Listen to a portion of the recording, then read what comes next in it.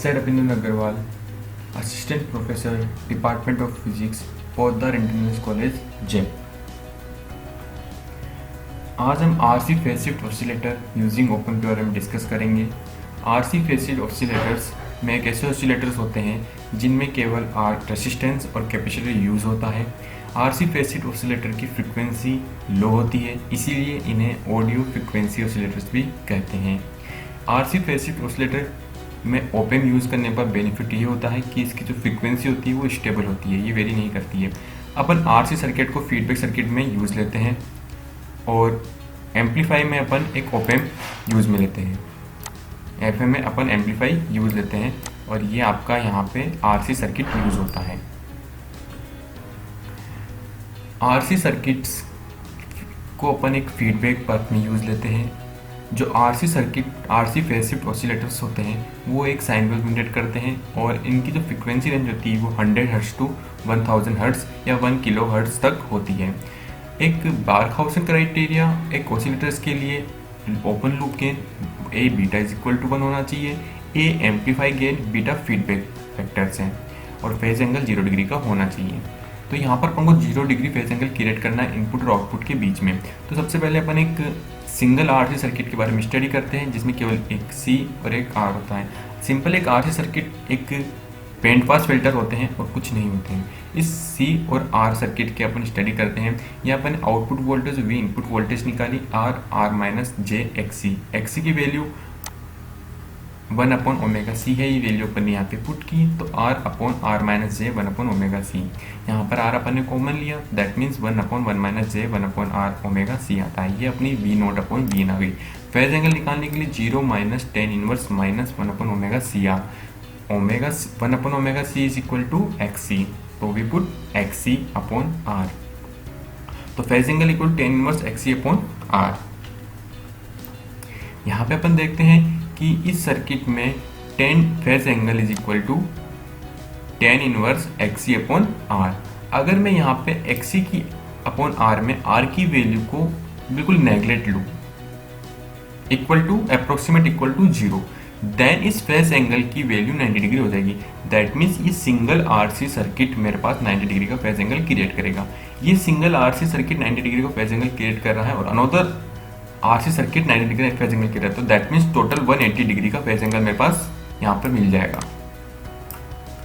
But practically मैं अगर इस R को नेगलेक्ट करता हूँ, 0 के इक्वल लेता हूँ, तो इस सर्किट का गेन 0 हो जाएगा, जो पॉसिबल नहीं है एक ऑसिलेटर्स के लिए। इसीलिए मैं एक सिंगल CR सर्किट से 90 डिग्री का फेज एंगल क्रिएट नहीं कर सकता। मुझे टोटल 180 डिग्री का फेज एंगल क्रिएट करना है, तो मैं यहाँ पर एक RC सर्किट ऐसा लूँगा जो 60 डिग्री फेज एंगल क्रिएट करता है। तो मुझे 3 RC सर्किट काम में लेने पड़ेंगे यहाँ पे, या आपको यहाँ पे बता रखे हैं। एक RC सर्किट 160 डिग्री क्रिएट करता है, दूसरा 120, third 180, that means 60 60 60 that is equal to 120। इसे अपन यहाँ पे इस ग्राफ से भी समझ सकते हैं। अगर एक RC सर्किट लेता हूँ तो वो 60 डिग्री क्रिएट कर रहा है और यहाँ पे 3 RC सर्किट ले रहा हूँ तो वो 90 डिग्री, 2 RC सर्किट 90 डिग्री करते हैं और 3 RC circuit 180 degree phase angle create करते हैं। तो यहाँ पे अपन को 3 RC सर्किट काम में लेने पड़ेंगे। यहाँ पे एक RC सर्किट यूजिंग ओपैम्प का सर्किट डायग्राम शो कर रखा है। यह आपका ओपैम्प है। ये अपन ओपैम्प इन्वर्टिंग एम्पलीफायर काम में लेते हैं कि 180 डिग्री का फेज एंगल आपका फीडबैक सर्किट जनरेट करता है और 180 डिग्री का फेज एंगल आपका ओपैम्प जनरेट करेगा। तो टोटल अपने पास आउटपुट जो वेव आएगी उसका फेज एंगल 360 या 0 डिग्री होगा, जो एक बारखाउसेन क्राइटेरिया को फॉलो करता है।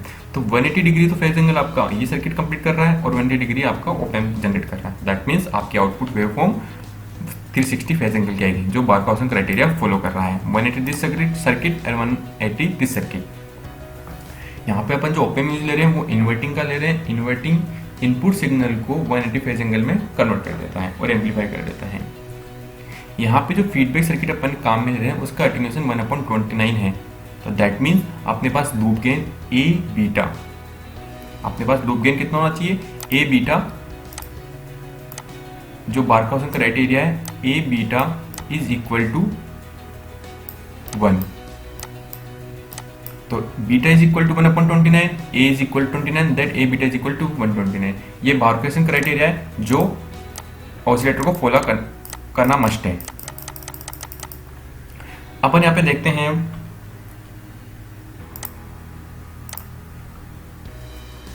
Frequency of this oscillators. यहाँ पर अगर अपन 3 RC सर्किट काम में ले रहे हैं तो उसकी फ्रीक्वेंसी होगी F is equal to 1/2πRC√6।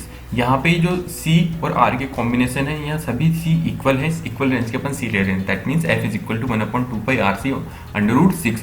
अगर मैं यहाँ पे 3 से ज़्यादा काम में लेता हूँ तो यहाँ पर ये N, दैट मीन्स अगर मैं 4 काम में लेता हूँ CR सर्किट तो यहाँ पे 4 आ जाएगा। दैट मीन्स 1/2πRC8 ये फ्रीक्वेंसी होगी इस ऑसिलेटर्स की। अपन अब एनालिसिस करते हैं RC फेज शिफ्ट ऑसिलेटर्स का। तो यहाँ पे मैंने बेसिकली तीन और RC सर्किट काम में लिए हैं। 3 RC सर्किट 1, 2 एंड 3। यहाँ पे 3 RC सर्किट काम में लिए हैं। मुझे यहाँ पे output voltage upon input voltage की वैल्यू निकालनी है, जो अपन ने निकाला था 1/29। ये एक फाइंड करनी है और इसकी फ्रीक्वेंसी फाइंड करनी है। तो मुझे सबसे पहले यहाँ पे input voltage, output voltage, V1, V2, I1, I2, I3 इन सब की वैल्यू फाइंड करनी होगी। तो फर्स्ट ऑल अपन V2 नोट पॉइंट पे देखते हैं। V2 is equal to -j/I3XC plus V0 कि V2 इज इक्वल टू यहाँ पे जो वोल्टेज ड्रॉप हुई वो और आउटपुट वोल्टेज इन दोनों के टोटल के इक्वल होगा अकॉर्डिंग टू किरचॉफ लॉ। तो अपन ने लिख दिया V2 is equal to -j/I3XC plus V0। I3 को अपन यहाँ पे V0 इज इक्वल टू क्या है I3R। तो I3 की वैल्यू यहाँ पर हो जाएगी V0/R। तो अपन यहाँ I3 की वैल्यू पुट कर देंगे। V2 is equal to -j/V0/RXC plus V0। V2 is equal to V0/j⍵CR plus V0। यहाँ पे अपन ने V0 कॉमन ले लिया है। V2 is equal to V0 1/1/j⍵CR। I2 basically क्या है, I2 यहाँ पर V2 दैट मीन्स यहाँ से जो I2 करंट आ रहा है वो I3 और इस साइड में जो करंट आ रहा है उनके टोटल के इक्वल होगा अकॉर्डिंग टू अपन किरचॉफ लॉ पढ़ते हैं। जो I2 को मैंने लिखा V2/R प्लस I3। V2 की वैल्यू मेरे पास यहाँ पर आ गई है, यहाँ से मैं V2 की वैल्यू यहाँ पर अप्लाई करूंगा। V2 की मैंने अप्लाई कर दी V0/R 1/1/j और I3 की वैल्यू मैंने यहाँ से अप्लाई कर दी है। मैंने यहाँ पे V0/R कॉमन लिया है तो मेरे पास I2 की वैल्यू ही आ गई V0/R ब्रैकेट 2 प्लस 1/j⍵CR।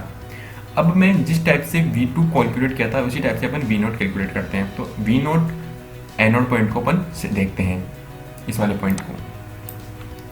यहाँ पे V1 is equal to V2 plus I2j⍵C है।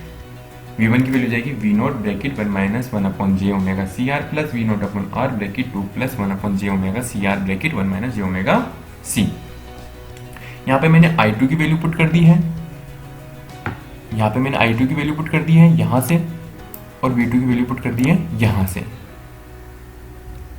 अब यहाँ पे मैं V0 कॉमन ले रहा हूँ तो 1-3 j⍵CR माइनस 1/ω²C²R²।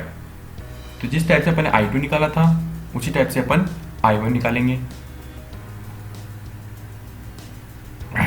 तो यहाँ पे अपन को I1 निकालने के लिए V1/R plus I2 that means V1 और I2 दोनों की वैल्यू चाहिए। तो अपन ने V1 भी निकाल लिया, I2 भी निकाल लिया। यहाँ पर V1 और I2 की वैल्यू पुट करके अपन I1 की वैल्यू फाइंड करेंगे। तो इस सम को टर्म्स को सोल्व किया अपन ने तो अपने I1 की वैल्यू आ गई V0/R 3 plus 4/j⍵CR minus 1/ω²C²R²। तो यहाँ पे अपन ने Vin is equal to V0 1-3 j⍵CR minus 1/ω²C²R² plus V0/R bracket 3 plus 4/j⍵CR minus 1/ω²C²R² bracket close bracket 1/j⍵C। ये अपनी Vin की वैल्यू आई।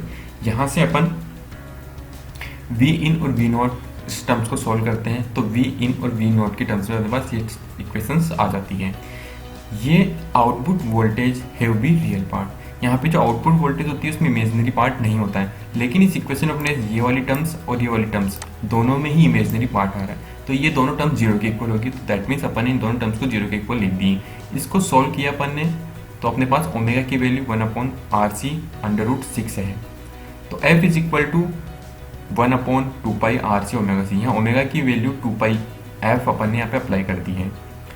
अब यहाँ इस इक्वेशन में अपन इमेजनरी पार्ट को 0 रखते हैं तो बस केवल रियल पार्ट बचता है। तो V in is equal to V naught 1 - 5/ओमेगा square C square R square. Omega की वैल्यू अपन यहाँ से पुट कर देते हैं, जिससे V in is equal to V naught 1 - 30 आता है। तो V naught upon Wien is equal to 1/29। यहाँ पे अपन को इस ऑसिलेटर्स की frequency f is equal to 1/2 R C root 6 आई है, और attenuation factor V naught upon Wien is equal to -1/29। ये माइनस साइन यहाँ पे ये शो कर रहा है कि जो आपका फीडबैक सर्किट है वो 180 का फेज शिफ्ट जनरेट कर रहा है, और अनदर 180 फेज शिफ्ट आपका ओपन जनरेट करता है, जिससे बारखाउसेन क्राइटेरिया फॉलो होता है। तो ये सब कुछ अपन ने डिस्कस किया RC phase shift oscillator using op-amp. यहाँ पे ओपेम और ट्रांजिस्टर दोनों ही यूज लेके सेम आरसी सर्किट यूज में आता है ओपेम और ट्रांजिस्टर वाले सर्किट के अंदर। बेसिक डिफरेंस एम्पलीफाई का यही होता है कि सिग्नल को एम्पलीफाई करे जो सिग्नल फीडबैक के थ्रू लूज हो जाते हैं, और RC circuit with op-amp with transistor दोनों ही सेम चीज होती है। So this is all about RC phase shift oscillator. So you have any questions and suggestions? Do let me in comment section below. If you like the video, hit the like buttons and subscribe the channel for such videos.